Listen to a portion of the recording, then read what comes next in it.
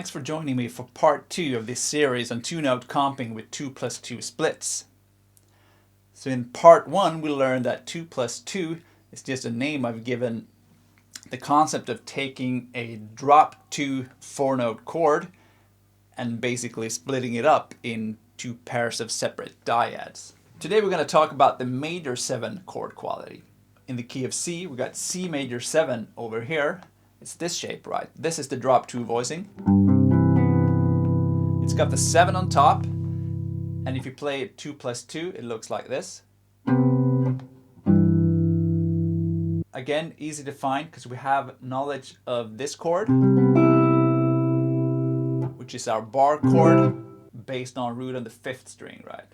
So it's easy to find. And similarly, we tend to know this bar chord on root on the 6th string. So that chord looks like this. This is the drop 2 major 7. And if we split it up, 2+2, we get this. So root and 7, 5th and 3rd. Right. So awesome. We know these two now, and they are easy to find because we can relate them to these shapes that we already know. But let's check out the other two inversions so we can start connecting things across the entire fretboard. So next inversion after this chord would be this one.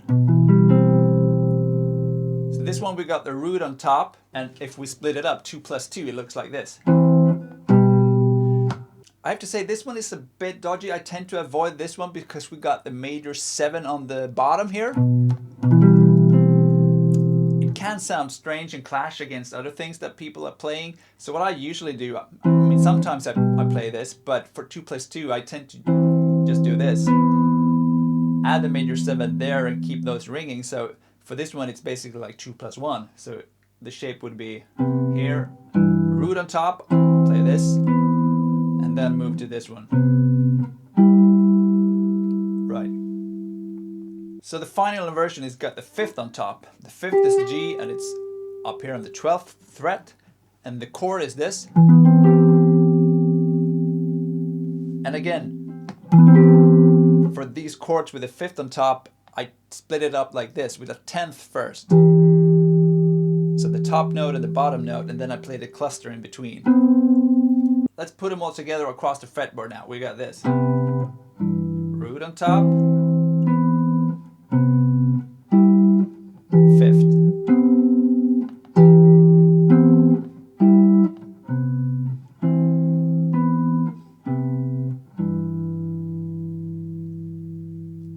So we can start adding some notes around that as well.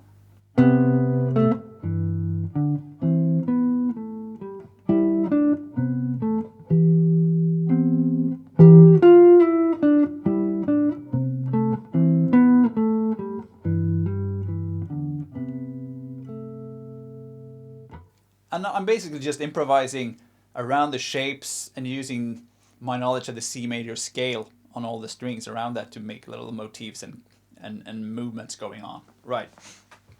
So how do we practice this now? Well, we bring out the old metronome, right? We turn it on and let's play through the cycle of fourths again.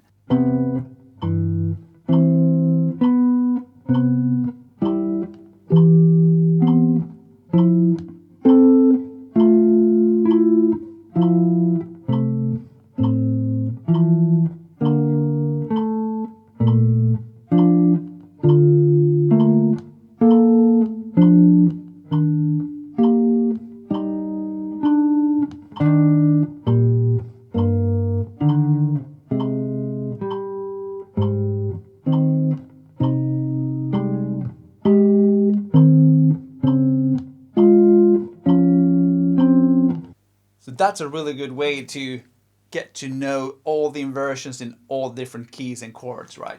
I'm going to show you a really cool exercise now, because now we know two things. We know two chord qualities. We know the minor 7 chord and we know the major 7 chord, right? So we can actually make a little progression and further practice our voice leading. In the key of C, right, we could play the 1 chord, the 2 minor, the 3 minor, and the 4. Because those are all major 7 chords or minor 7 chords. Right? So first thing we could do is just play it like this. So we find a 2+2 shape. Let's start with this one. Maybe here. And next chord, D minor 7. Move up to this shape. And this shape for E minor, and C, D, E minor.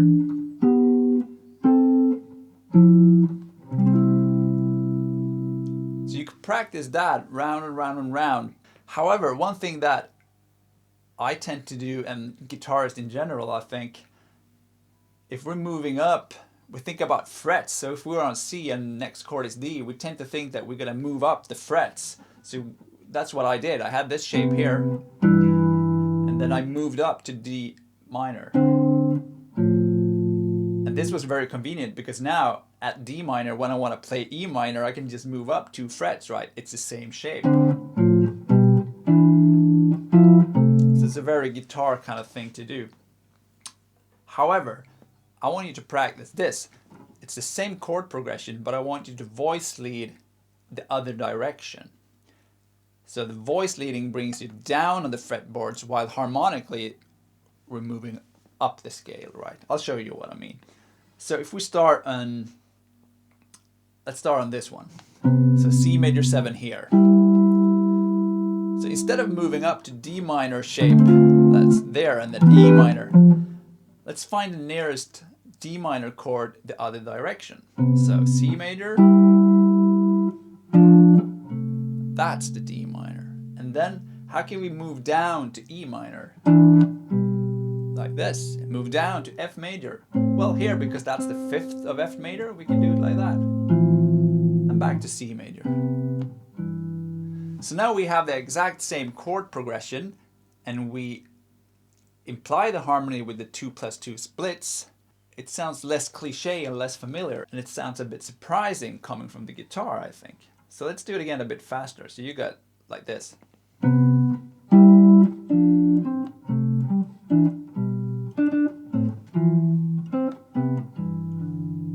Right?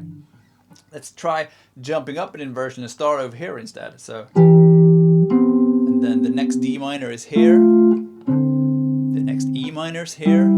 The next F major is here. And then now we can connect it what we did the other time.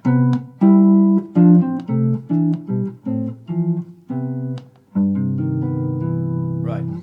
So if we put it together, we have this, and I have to really think now because it's not as immediate as just moving up the frets. So, like this.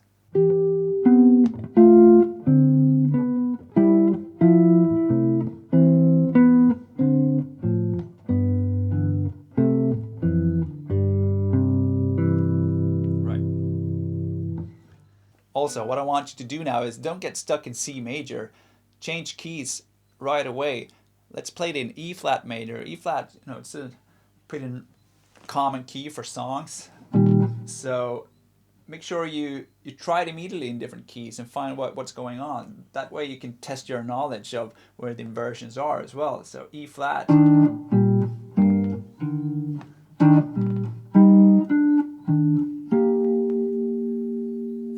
So let's do that.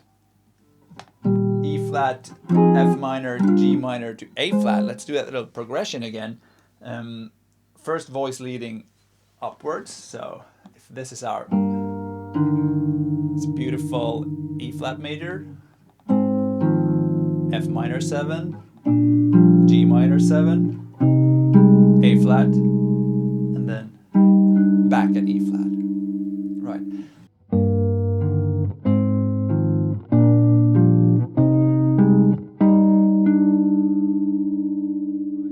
And let's try that thing where we go the other direction. So if this is our E flat here, F minor, G minor, A flat, E flat.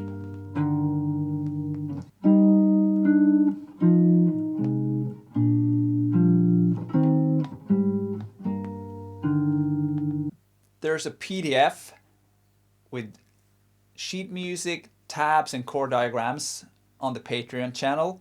Also, there's a couple of backing tracks there. It's a backing track for the cycle of fourths. It's a backing track for this progression in 3 different keys. So head over to the Patreon channel for some extra material, and happy practicing. And next time we're going to talk about the dominant 7 chords. Take care.